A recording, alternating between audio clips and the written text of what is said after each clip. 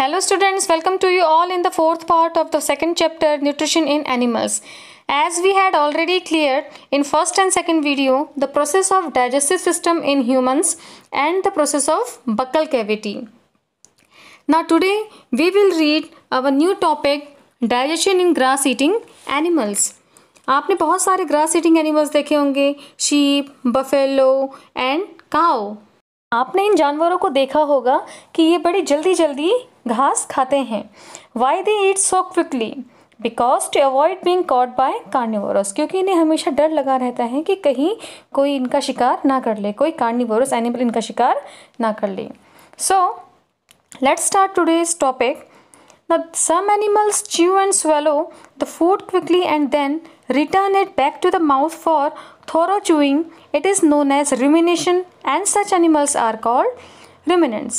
तो ruminants कौन होते हैं? Ruminants are those वो एनिमल जो क्या करते हैं, जो chew and swallow the food quickly. जैसे आपने ग्रास ईटिंग एनिमल्स को देखा होगा, काऊ, बफेलो, शीप, ये बहुत जल्दी जल्दी खाते हैं और जल्दी से अपने फूड को स्वेलो कर लेते हैं. तो फूड को इस तरीके से च्यू करके, स्वेलो करके, देन रिटर्न माउथ में लाके जो प्रोसेस होती है दैट इज कॉल्ड रूमिनेशन. और जो एनिमल्स रूमिनेशन की प्रोसेस करते हैं that are called ruminants. The stomach in ruminants is divided into 4 chambers. Example rumen, reticulum, omasum and abomasum. Let's see the process in grass eating animals. Firstly, the animals quickly swallow the grass and store it in the rumen, the first chamber of the stomach. In rumen the food partially get digested. इसी partially digested food को हम curd कहते हैं. rumen से food reticulum में push होता है, जिसे हम स्टमक का सेकंड चैम्बर कहते हैं, जहाँ से माउथ में ये दोबारा back to the mouth for thorough chewing. It is known as rumination and such animals are called ruminants. के बाद जो फूड होता है ओमेसम में स्टोर हो जाता है. Omasum is the smallest chamber of the stomach and जो एक्सेस वाटर होता है फूड में से वो यहाँ एब्जॉर्व कर लिया जाता है. In omasum the food broken down in small pieces. फिर यहाँ से जो फूड है उसे पुश किया जाता है एबोमेसम में, which is the real stomach. And यहाँ से गैस्ट्रिक एसिड से कंप्लीट डाइजेशन होता है. देन फूड स्मॉल इंटेस्टाइन में पास होता है, जहाँ न्यूट्रिशन को एब्जॉर्व किया जाता है. देन एक सैक लाइक स्ट्रक्चर होता है जिसे हम सीकम कहते हैं. Caecum large intestine and small intestine के बीच में होता है. सीकम सेलुलोज के डाइजेशन के लिए काफ़ी हेल्पफुल होता है. इसमें बहुत सारे बैक्टीरियाज होते हैं जो कि डाइजेशन को कंप्लीट करते हैं. तो आपको समझ में आ गया होगा. The grass is rich in cellulose, a type of carbohydrate. Cellulose grass में पाया जाता है जो एक तरीके का कार्बोहाइड्रेट होता है. In ruminants like cattle, deer etcetera. Ruminants आपको समझ में आ गया होगा किसे कहते हैं. Bacteria present in rumen. Rumen में कुछ बैक्टीरिया प्रेजेंट होते हैं. Helps in digestion of cellulose, जो कि सेलुलोज के डाइजेशन के लिए काफ़ी हेल्पफुल होते हैं. Many animals including humans can not digest cellulose. Human being cellulose को डाइजेस्ट नहीं कर सकते हैं. Animals like horses, rabbit, etc.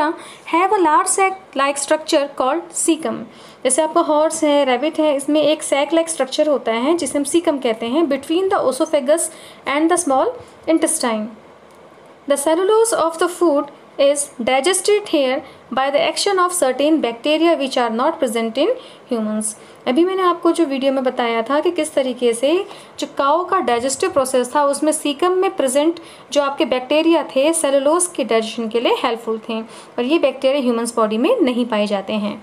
So far you have learned about animals which possess the digestive system. अभी तक हमने उन एनिमल्स के बारे में, ऑर्गेनिजम्स के बारे में पढ़ा जिसमें डाइजेस्टिव सिस्टम होता है, प्रोसेस होती है.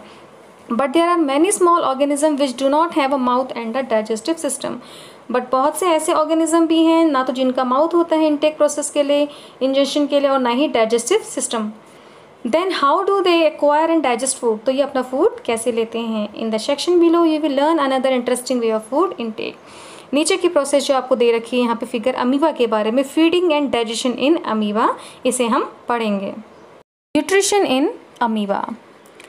The food and its way of obtain different from organism to organism. Different organism में food intake process करना अलग अलग होता है.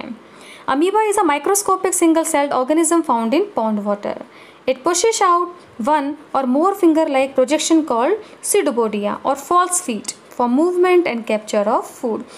सीडोपोडिया के थ्रू अमीबा अपने फूड को कैप्चर करता है और वहाँ से ये फूड वैक्यूल में से भेजता है, जहाँ से कॉम्प्लेक्स सब्सटेंसेस को सिंपल सब्सटेंस में एब्जॉर्व किया जाता है, चेंज किया जाता है और वहाँ से डिफ्यूज़ होके ये सेल्स के ऊपर की लेयर में फैल जाता है और जहाँ से इसकी जो इंटेक की प्रोसेस होती है, डाइजेशन की प्रोसेस होती है, वो होती है। देन सेल्स के थ्रू अनडाइजेस्ट मटेरियल थ्रू आउट कर दिया जाता है एंड इस तरीके से अमीबा में डाइजेशन की प्रोसेस होती है।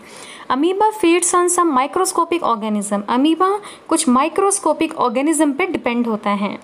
When it senses food, जैसे ही उसे पानी की लेयर में ये पता चलता है कि फूड है, it pushes out pseudopodia around the food particles and engulfs it। अभी आपने जिस तरीके से वीडियो में देखा कि pseudopodia जो फिंगर लाइक स्ट्रक्चर है, जो आपको राउंड शेप में बाहर को इस तरीके से निकला हुआ जो स्ट्रक्चर दिखाई दे रहा है, उसे pseudopodia कहते हैं, जो कि फूड के चारों ओर फैल के फूड को कैप्चर करता है। The food becomes trapped in a food vacuum और फूड को फिर फूड वैक्यूल में स्टोर किया जाता है। Digestive juices are secreted into the food vacuole. Food vacuole में से डाइजेस्टिव जूसेस निकलते हैं। They act on the food, food में वो एक्ट करते हैं मिलके and break it down into simpler substances. Gradually the digested food is absorb और धीरे धीरे डाइजेशन की प्रोसेस होती है और फूड को एब्जॉर्ब कर लिया जाता है।